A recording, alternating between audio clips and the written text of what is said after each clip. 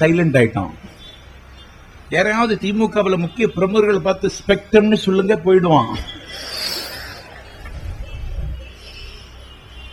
அப்படி ஒரு ஊழலை அவன் பண்ணியிருக்கான். எந்த ராஜாவுக்கு அப்படி என்ன முக்கியத்துவம்? ஏன் இவனை காப்பாற்றணும்னு நீங்க போராடுறீங்க? திமுகவில் இப்படி யாரையாவது நீ பாதுகாத்திருக்குதியா? எத்தனை பேர் ஊழல் குற்றச்சாட்டுக்கு ஆளாக்கப்பட்டபோது இவர்களை காப்பாற்றணும்னு கலைஞர் என்னைக்காவது கவலைப்பட்டிருக்காரா? ராஜாவை காப்பாத்தியே தீரணும்னு கவலைப்படுதியே. அப்படின்னா உனக்கு அவனுக்கு என்ன உறவுன்னு டெல்லியில கேட்கிறோம். உங்களுக்கு என்ன உறவு? ஏன் இப்படி இருக்கிறீங்க? தூக்கி வீசு. ஒண்ணு, நாடாளுமன்ற கூட்டத்தொடர் முடிந்ததற்கு பிறகு கூட நாடாளுமன்ற கூட்டுக்குழு விசாரணை வரல.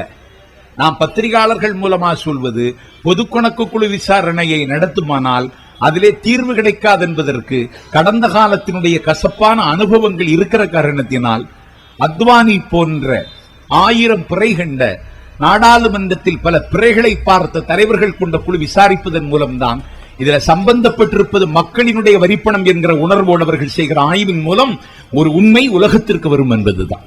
வேற நோக்கம் இல்லை. எங்க கோரிக்கை கேட்க மாட்டேங்கிறீங்களே. இந்தியாவுடைய எதிர்க்கட்சி வரிசையில் இருக்கக்கூடிய பிஜேபி இந்திய அளவிலே அரசியல் செய்கின்ற ஆளுமை பெற்றிருக்கிற மார்க்சிஸ்ட், இந்தியா முழுவதும் வியாபித்து கிடக்கக்கூடிய மார்க்சிய இயக்கம், மார்க்சிய கம்யூனிஸ்ட், அதிகாரத்தை கைப்பற்ற போகிற கட்சி அடுத்தது என்று பேசப்படுகிற ஆந்திராவின் தெலுங்கு தேசம், உத்தரப்பிரதேசத்தினுடைய முலாயம் சிங் யாதவ், இவங்க எல்லாரும் சேர்ந்து அகில இந்திய அண்ணா திராவிட முன்னேற்ற கழகம், மறுமலர்ச்சி திராவிட முன்னேற்ற கழகம் எல்லாம் சேர்ந்து காங்கிரஸை மட்டும் தனிமைப்படுத்திவிட்டு எல்லா கட்சிகளும் ஒரு திசையில் அணிவகுக்கும் பொழுது எதிர்கட்சிகளினுடைய முடிவுக்கு கட்டுப்பட வேண்டிய பெரும் பொறுப்பு ஜனநாயக பீடத்தில் உட்கார்ந்திருப்பவர்களுக்கு ஏன் இல்லாம போச்சு? இதன் விளைவு என்ன? எங்க போய் நிற்கும்? பீகார்ல 4 இடம் வாங்கினான் ராஜீவ் காந்தி. ராகுல் காந்தி குடிசை குடிசையா போய் கிளவிகளை கெட்டிப்பிடிச்சான். கெட்டிப்பிடிச்ச கிளவிகள் ஓட்டு போட்டாலே 40 தொகுதி வருமா? அவ்வளவு கிளவிகள் இருக்காளாங்க பீகார்ல. கூழெல்லாம் வாங்கி குடிச்சு பார்த்தான். சரி, அவன் டேஸ்ட். சில ஆளுக்கு இப்படிதான் பிடிக்கும்.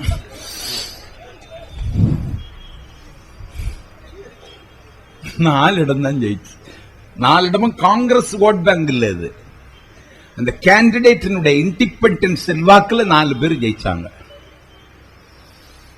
பீகார்ல சொல்றானா, கருணாநிதி நம்மளை பீகார் வரைக்கும் தோக்கடிச்சுட்டானேங்கிறானா. கருணாநிதிய புகழ் பரவிடுச்சு. காங்கிரஸ்காரன் பீகார்ல தோக்குறான்னா கூட இவன் காரணம்.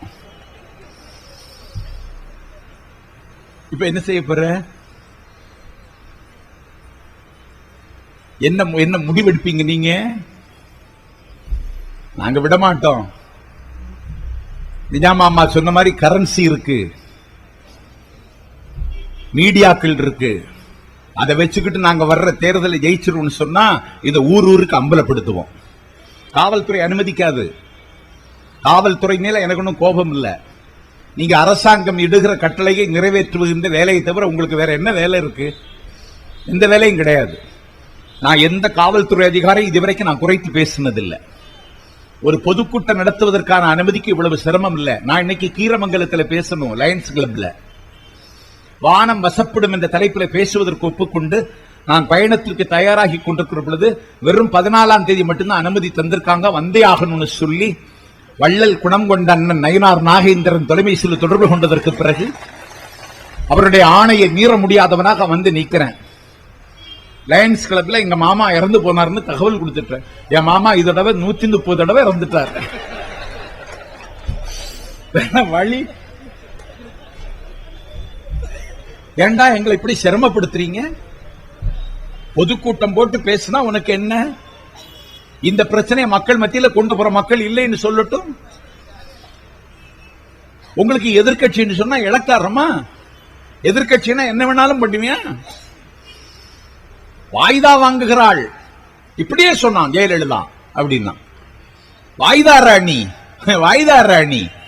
அவங்க அம்மா மேல 12 கேஸ் அவங்க இன்னைக்கு நிரபராதின்னு நிரூபிச்சுட்டு வெளியே வந்துட்டாங்க. இனி ஒரு